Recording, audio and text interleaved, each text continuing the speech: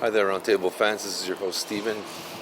I'm in anticipation of the No Time to Die, which will be Daniel Craig's swan song in playing the 007 License to Thrill, License to Kill Mr. Bond.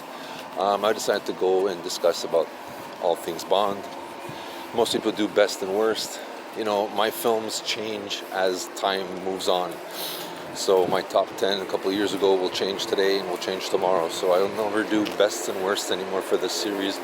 But I will pick some of my things that I like about it, and or the actors. I like them all, to be honest. But I'll start off with the odd choice.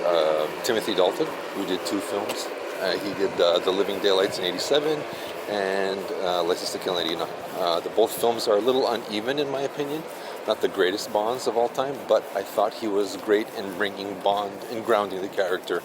He was back to he was literally, and I mean literally, like the books. So there was a literal approach to the character. Chain smoking, you know, sometimes he didn't really like the job, but, you know, he did what he had to do. And I thought that was a precursor, if you will, to how Craig handled the character. Because Craig kind of brought it down to a more human form and how it was in the real world. And I think Timothy Dalton started it, bringing it back, grounding the series. And I think people weren't ready, especially with the License to Kill, where he revokes his 007 status. I think people weren't ready for that loss of gallantry, if you will. I think people they wanted him to be a Bond. And he stepped away and did something personal, which is now the norm with the Daniel Craig films. So, you know, you have to give Dalton his due. And he did a good job in what he had to do. And I think he's underrated and deserves a second chance at being looked at and appreciated.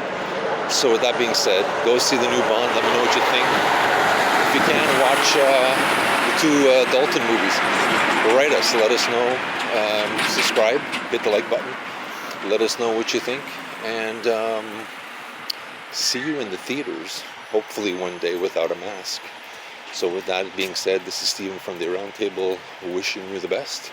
Again, thank you for your support. Hit the likes and, you know, live the dream.